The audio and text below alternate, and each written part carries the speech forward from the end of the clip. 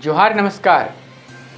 खबरें जो रहती हैं चर्चा में, खबरें जिस पर बातें होती रहती हैं, कुछ नवीनतम ताजा खास खबरों में से कुछ खबरों पर आइए नजर डालते हैं। जोहार दर्शकों, स्वागत है आपका आज के ताज़ा समाचार बुलेटिन में। हम आपके लिए लेकर आए हैं झारखंड और देश दुनिया की 25 बड़ी खबरें। तो चलिए बिना देर किए शुरू करते हैं। सबसे पहले बात झारखंड की। पहली खबर, धनबाद जमीन घोटाले में सरकारी सख्ती के तहत दस्तावेजों की जांच में लापरवाही और भ्रष्टाचार के आरोप में 4 निबंधन अधिकारियों पर विभागीय कार्रवाई तय की गई है। सरकार ने रिटायर्ड आईएएस अधिकारी इकबाल आलम अंसारी को जांच पदाधिकारी और धनबाद के अपर समाहर्ता को प्रस्तुतिकरण पदाधिकारी नियुक्त किया है। 2. गर्मी की छुट्टियों के बाद जमशेदपुर समेत राज्य के सभी स्कूलों में बच्चों की चहचहाहट और उत्साह के साथ रौनक लौट आई है, जहां छात्र नई ऊर्जा से नए शैक्षणिक सत्र की शुरुआत कर रहे हैं। शिक्षकों और अभिभावकों में भी उत्साह है और अब स्कूलों में पढ़ाई के साथ साथ सह शैक्षणिक गतिविधियों पर भी विशेष जोर दिया जाएगा। 3. अमन साहू गैंग के सदस्य आजाद सरकार ने सोशल मीडिया पर पोस्ट कर भुरकुंडा गोलीकांड की जिम्मेदारी ली है और इंस्पेक्टर पीके सिंह से निष्पक्ष जांच की उम्मीद जताई है। साथ ही अन्य गैंगों द्वारा झूठा प्रचार कर क्रेडिट लेने की कोशिश पर नाराजगी जताई है। ये पोस्ट वायरल हो रहा है, लेकिन इसकी प्रामाणिकता की आधिकारिक पुष्टि नहीं हुई है। 4. मंत्री दीपक बिरू ने भूमि विवादों के समाधान के लिए लोगों से सोशल मीडिया पर सीधे शिकायत भेजने की अपील की है और जल्द ही एक संपर्क नंबर जारी करने की घोषणा की है। उन्होंने समाज सेवियों से भी मिलकर एकजुटता से काम करने और समस्याओं का व्यावहारिक समाधान खोजने पर जोर दिया। 5. केदारनाथ हेलीकॉप्टर हादसे में 7 लोगों की मौत पर झारखंड के स्वास्थ्य मंत्री इरफान अंसारी ने केंद्र सरकार की सुरक्षा व्यवस्था पर सवाल उठाते हुए केंद्रीय उड्डयन मंत्री से इस्तीफे की मांग की है। उन्होंने सिंगल इंजन हेलीकॉप्टर पर रोक लगाने की बात कही और झारखंड सरकार की सुरक्षा व्यवस्थाओं को बेहतर उदाहरण बताया। 6. जमशेदपुर के पुराने एमजीएम अस्पताल में सभी विभागों की ओपीडी सेवाएं बंद कर दी गई हैं, जो अब 16 जून से नए अस्पताल भवन में संचालित होंगी। हालांकि पुराने भवन में इमरजेंसी सेवाएं पहले की तरह 24 घंटे जारी रहेंगी। 7. लातेहार सदर अस्पताल में समय पर सुविधाजनक एम्बुलेंस न मिलने के कारण एक घायल युवक की रास्ते में मौत हो गई, जिससे ग्रामीणों में भारी आक्रोश फैल गया। घटना के विरोध में लोगों ने अस्पताल परिसर में प्रदर्शन किया और प्रशासन की लापरवाही पर सवाल उठाए। 8. उत्तराखंड के केदारनाथ में हेलीकॉप्टर हादसे में श्रद्धालुओं की मौत पर झारखंड के मुख्यमंत्री हेमंत सोरेन और नेता प्रतिपक्ष बाबूलाल मरांडी ने गहरा शोक व्यक्त किया है। दोनों नेताओं ने दिवंगत आत्माओं की शांति और परिजनों को धैर्य देने की प्रार्थना की है। 9. डुमरी प्रखंड के पंचायत सेवक सुखलाल महतो की आत्महत्या के बाद उनकी सोशल मीडिया पोस्ट के आधार पर 4 लोगों पर मानसिक प्रताड़ना का आरोप लगा है, जिसमें बीडीओ और पंचायत कर्मियों के नाम शामिल हैं। सरकार ने मामले की गंभीरता को देखते हुए उच्चस्तरीय जांच कमेटी गठित कर जांच शुरू कर दी है और पुलिस व प्रशासन दोनों स्तरों पर कार्रवाई जारी है। 10. झारखंड के चक्रधरपुर मंडल में रेलवे ने हाथियों की सुरक्षा के लिए पहली बार एलिसेंस लाइव नामक आई तकनीक शुरू की है, जो ट्रक के पास हाथियों की मौजूदगी का पता लगाकर तुरंत अलर्ट भेजता है। करीब 20 करोड़ की इस परियोजना का उद्देश्य ट्रेन हादसों को रोकना और वन्यजीवों की सुरक्षा सुनिश्चित करना है।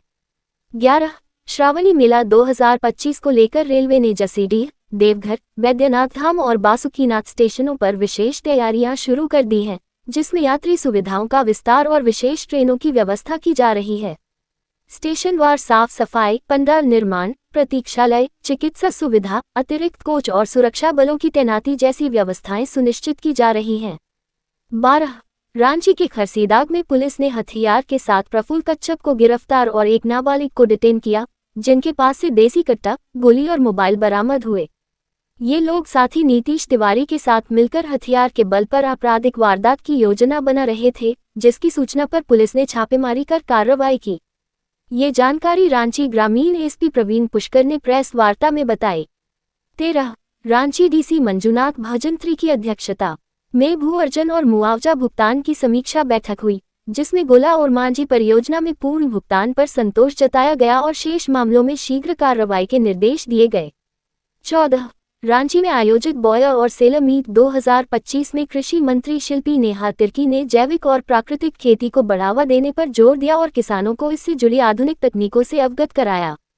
कार्यक्रम में मिट्टी की उर्वरता, कीटनाशक नियंत्रण और उत्पाद गुणवत्ता जैसे विषयों पर विशेषज्ञों ने विचार साझा किए। 15 नेता प्रतिपक्ष बाबूलाल मरांडी ने रिम्स की जर्जर हालत पर चिंता जताते हुए मुख्यमंत्री से पहले उसकी स्थिति सुधारने की मांग की है, बजाय नया रिम्स बनाने के।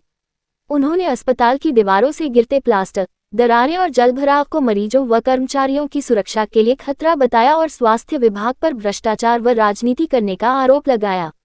16-12 जून को अहमदाबाद में हुए एयर इंडिया विमान हादसे में अब तक 270 शव बरामद हुए हैं, जिनमें से 11 की पहचान डीएनए जांच से हो चुकी है, जबकि एक यात्री चमत्कारिक रूप से बच गया। हादसे में मारे गए अधिकतर लोगों की पहचान जलने या क्षत विक्षत होने के कारण डीएनए जांच से की जा रही है और इस प्रक्रिया को तेजी से पूरा करने के लिए विशेषज्ञ टीमें दिन रात काम कर रही हैं। 17 बीसीसीआई ने न्यूजीलैंड के भारत दौरे 2026 का शेड्यूल जारी किया है, जिसमें 11 से 31 जनवरी तक 3 वनडे और 5 टी20 मैच खेले जाएंगे। ये सीरीज टी20 वर्ल्ड कप 2026 की तैयारियों के लिहाज से अहम मानी जा रही है और इसमें कोहली रोहित की वनडे में वापसी भी देखने को मिलेगी। 18 नेपाल ने भारत के माध्यम से बांग्लादेश को 40 मेगावाट बिजली का निर्यात शुरू किया है, जो त्रिपक्षीय समझौते के तहत 15 जून से 15 नवंबर तक हर साल जारी रहेगा। ये नेपाल के ऊर्जा क्षेत्र के लिए बड़ी उपलब्धि मानी जा रही है, क्योंकि अब वह भारत के अलावा बांग्लादेश को भी बिजली निर्यात कर रहा है। 19 नेता प्रतिपक्ष तेजस्वी यादव ने मुख्यमंत्री नीतीश कुमार के 20 साल के शासन को अंधकार युक्त बताते हुए बिहार को देश का सबसे पिछड़ा राज्य करार दिया और सरकार पर बेरोजगारी, पलायन और भ्रष्टाचार बढ़ाने का आरोप लगाया। उन्होंने आगामी चुनाव में एनडीए सरकार को हटाकर बिहार में विकास की नई सरकार लाने का दावा किया। 20 काशी विश्वनाथ मंदिर के प्रतिबंधित रेड जोन क्षेत्र में बिहार के पूर्व मंत्री तेज प्रताप यादव का कथित वीडियो वायरल होने पर मंदिर प्रशासन ने जांच के आदेश दिए हैं। रेड जोन में मोबाइल प्रतिबंधित होने के बावजूद वीडियो बनाए जाने से सुरक्षा व्यवस्था पर सवाल उठे हैं। 21 देश में एक बार फिर कोरोना की सक्रिय मामलों में बढ़ोतरी देखी जा रही है, जो बढ़कर 7,383 हो गए हैं, जिनमें सबसे ज्यादा मामले केरल, गुजरात और पश्चिम बंगाल से हैं। बीते 24 घंटे में वायरस से 10 मौतें हुई हैं, जो नए वेरिएंट की गंभीरता को दर्शाती हैं।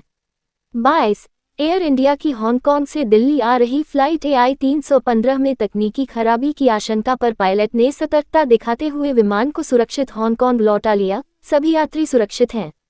हाल ही में हुए अहमदाबाद लंदन हादसे के बाद बोइंग 787 विमानों की सुरक्षा जांच तेज की गई है, जिसमें ब्लैक बॉक्स बरामद होने से जांच में मदद मिलने की उम्मीद है।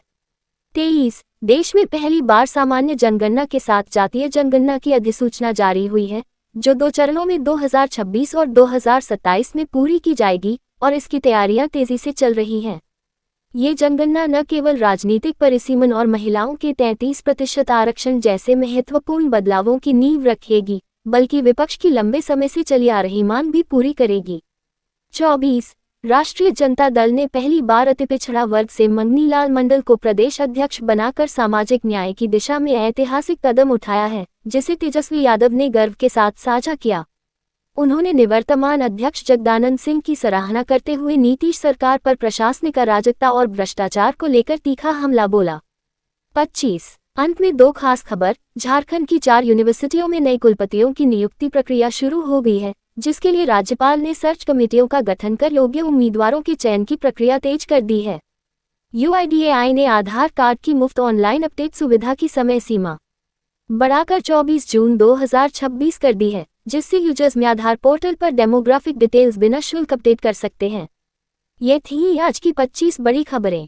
अधिक अपडेट्स के लिए हमारे YouTube चैनल को सब्सक्राइब करें, फेसबुक पर फॉलो करें और लाइक व शेयर करें। अगले बुलेटिन तक जोहार और नमस्ते।